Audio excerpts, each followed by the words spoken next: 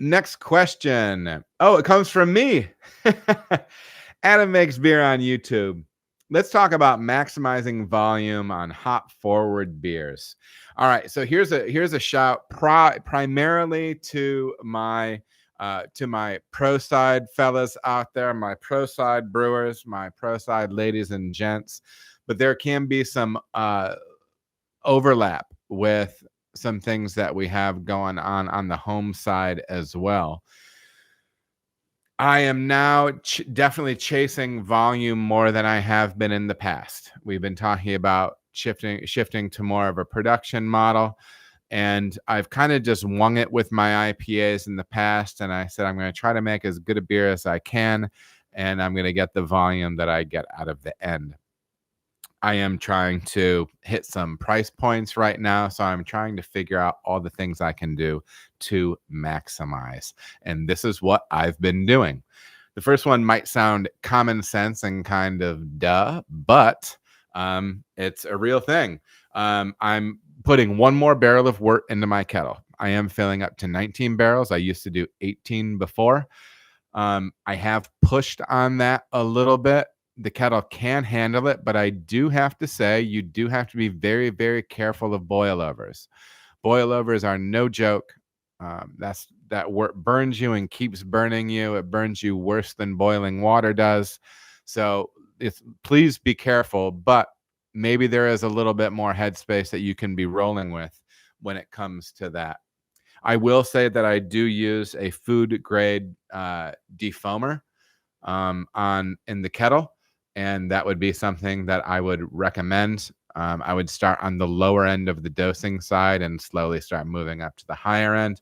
But as always, be careful around your kettles, ladies and gentlemen. The next thing that I've been doing is I've been leaning on hops in the whirlpool that are high in survivable compounds. Yakima Chief, I think, came out with a list of hops that are high in survivables. You know, the usual suspects, of course, your Citra and your Mosaic are high on that.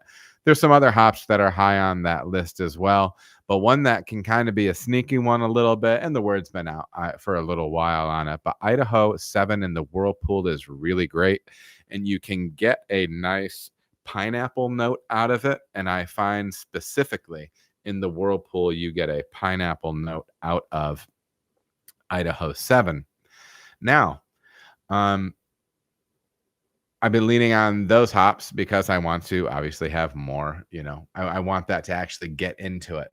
The defoamer I'm using is Cowboy. It's just the stuff from BSG. It's the no foam something from BSG, Brew Supply Group. That's what I've been using forever. So yeah, I'm sorry. I'm looking at my list here.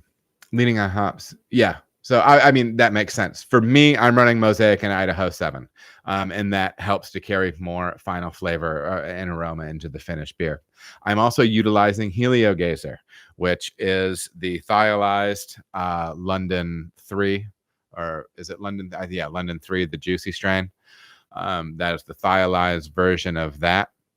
I have pushed my dry hop in that, my fermentation dry hop in that beer back to day 5, and I've taken it down to 1.5 pounds per barrel. It was over 2 pounds, and now it's down to 2.5. The reason this is a volume saver is, yes, I'm putting less hops in, but wouldn't you know, according to the research, go back and listen to that great interview, that great discussion I had with my dear friend Chris Schneff from Storm Cloud up in Michigan, and he's done tons of work with those thiolized strains, and you get to a point to where when you add enough green matter, that polyphenol, that green matter will actually start knocking thiols out of solution, and they will not come through in the finished beer as well. So what I found was, by actually dropping the dry hop, that beer is a much bigger passion fruit forward beer. It was crazy. And the funny thing is, I mean, I've been talking to you guys about this for, 6-8 months or whatever. But in my mind, I was like, oh man, I'm going to be cutting back this volume of dry hop. It's not going to work. And yeah, it worked. It worked quite well. So that obviously is a volume positive thing as well. Just so you know, and I know we're looking at this through the lens of using Helio Gazer, which I do think helps in this case. I've seen an increase in yield of 15% in my hazy IPA, and that's something worth chasing. For all my production people out there, for everybody that can't make their IPA fast enough, some things to look at, right? Because 15%, you rep that out a few times, and all of a sudden you got a free batch of IPA out of it. So anyhow, yeah, check that out. And one thing, to go back to the kettle full volume thing, obviously you'll want to be making any adjustments to your grist or anything like that.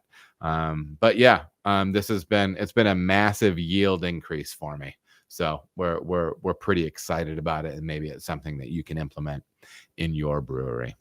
Thank you, Adam Makes Beer, for the question. All right, everybody, thank you so much for watching. If you feel as if you got any value out of the video, please like and subscribe. There are also other videos that you can watch. They're going to maybe be over here or over here. Appreciate you watching.